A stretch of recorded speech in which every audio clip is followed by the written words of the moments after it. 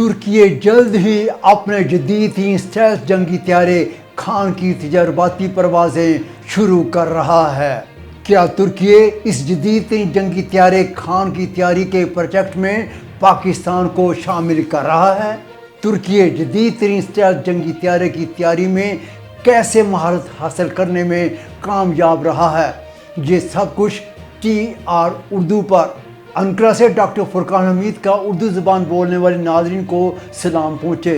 ناظرین، ترکی اور صدر ایردوان سے متعلق تازہ ترین معلومات کے لیے ہمارے YouTube چینل TR اردو کو سبسکرائب کیجیے تاکہ ہماری ویڈیوز بلا تاخیر آپ تک پہنچتی رہیں۔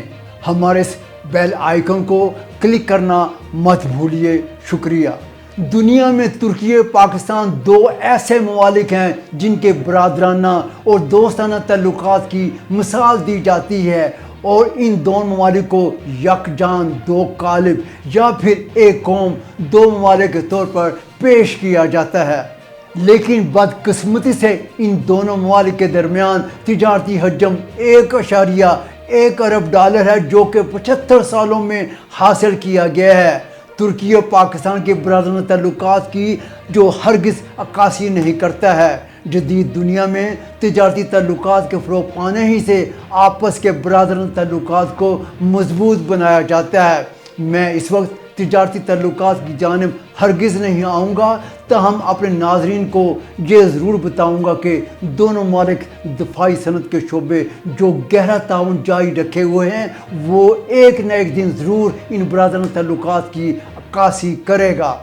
ترکی یہ بات اچھی طرح جانتا ہے کہ دنیا میں ہر مشکل میں اور مصیبت کے موقع پر اگر کوئی ملک بغیر کسی مفاد کے ترکی کی مدد کو دوڑا ہے تو وہ بلا شبہ پاکستان ہی ہے۔ اس بارے میں بہت سی مثالیں دی جا سکتی ہیں، جن میں ترکی کی جنگ آزادی یا جسے جنگ استقلال کے نام سے یاد کیا جاتا ہے کے علاوہ قبرص کی جنگ یا ترکی میں ہونے والے دہشت گردی کے واقعات ہیں۔ ان سب مواقع پر جب دنیا کے تمام ممالک نے ترکی کے لیے اپنے دروازے بند کر دیے تھے، پاکستان ہی ترکی کی مدد کو دوڑا تھا، اور ترکی کو اب بھی یقین ہے کہ آئندہ بھی ترکی کے مشکل دنوں میں اگر کوئی ملک بغیر کسی مفاد کے ترکی کی مدد کو آ سکتا ہے تو وہ بلا شبہ پاکستان ہی ہے۔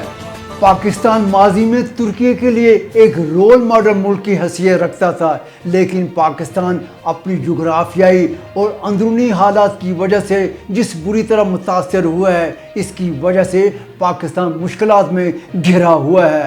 تاہم اس دوران ترکی نے صدر رجب طیب ایردوان کے دور اقتدار میں حیرت انگیز طور پر بڑی سرعت سے ترقی کی ہے، اور خاص طور پر ترکی کی دفاعی صنعت جس میں ڈرونز اور مقامی طور پر تیار کردہ جنگی طیارے پیش ہیں، دنیا کی توجہ کا مرکز بنے ہوئے ہیں۔ لیبیا کی جنگ ہو یا بلقان کے حالات یا پھر آذربائیجان کی سرزمین پر آرمینی قبضے کو ختم کروانے کے لیے استعمال کیے جانے والے ڈرونز نے جدید دور میں جنگ لڑنے کا کنسیپٹ ہی تبدیل کر کے رکھ دیا ہے۔ ترکی اگرچہ ڈرونز کی تیاری میں دنیا پر اپنی دھاک بٹھا چکا ہے، اور اب اس نے ترکی میں جنگی طیارے تیار کرنے کا بھی فیصلہ کیا ہے، اور اس پر کام بھی ہو رہا ہے۔ ترکی ایک مقررہ مدت کے اندر 5ویں نسل 5th جنریشن نسل کے لڑاکا طیارے تیار کرنے کی کوششوں میں مصروف ہے، اور اس کے لیے اسے قابل اعتماد اور دوست اور برادر ممالک کے اشتراک کی بھی ضرورت ہے، اور اس وقت تک آذربائیجان اور پاکستان ہی دو کلیدی شراکت دار بن کر ابھر رہے ہیں۔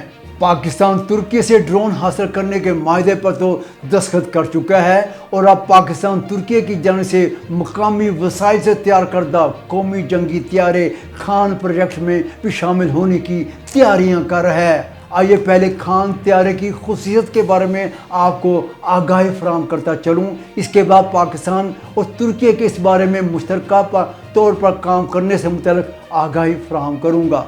یہ ہے ترکی کا مقامی وسائل سے تیار کردہ سپر سونک طیارہ خان۔ اس کے بارے میں صدر رجب طیب ایردوان نے کہا کہ امریکہ نے ترکی کو F-35 طیاروں کے پروجیکٹ سے نکال باہر کر کے ترکی پر بہت بڑا احسان کیا ہے، اور ترکی کو اپنے طیارے خود تیار کرنے کی راہ پر گامزن کر دیا ہے۔ ترکی کے وزیر قومی دفاع یاشار گولر نے گزشتہ دنوں ایک بیان دیتے ہوئے کہا تھا کہ ترکی کے خان طیارے کے پروجیکٹ میں آذربائیجان کو شامل کرنے کے بعد کئی ایک ممالک نے اس پروجیکٹ میں گہری دلچسپی لی ہے اور پاکستان بھی ان ممالک میں شامل ہے۔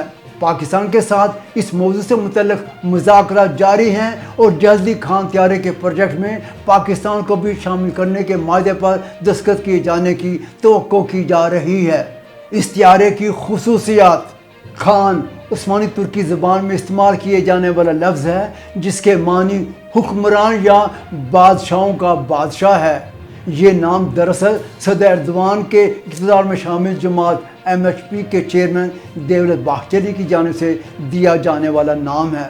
ڈیزائن کی خصوصیات: اس میں ایک عدد پائلٹ کی گنجائش ہے۔ اس کی طولت 21 میٹر، بلندی 6 میٹر یعنی 20 فٹ ہے۔ پرفارمنس رفتار 2210 کلومیٹر فی گھنٹہ ہے۔ اس طیارے خان کا نام نیشنل کمبیٹ ایئر کرافٹ MMU کے طور پر دیا گیا ہے جسے ترکی کے ایروسپیس انڈسٹریز تھوساش نے ڈیزائن اور تیار کیا ہے۔ یہ stealth multi role air superiority fighter طیارہ ہے۔ اس سال دسمبر میں خان کی پہلی پرواز کا منصوبہ بنایا گیا ہے جبکہ 2026 میں 3 عدد پروٹوٹائپ تیار کرنے کا فیصلہ کیا گیا ہے اور پھر 2028 میں بڑے پیمانے پر اس کی پیداوار شروع کرنے کی منصوبہ بندی کی گئی ہے۔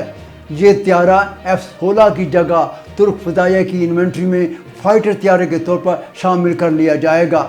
اس سپر سونک کی اہم خصوصیت میں سے ایک یہ ہے کہ اس میں بم اور میزائل باہر لٹکے ہوئے ہونے کی بجائے اندر کور کے پیچھے رکھے جاتے ہیں تاکہ دشمن کے طیارے ریڈار کے ذریعے، ریڈیو ویوز کے ذریعے اس تک رسائی حاصل نہ کر سکیں۔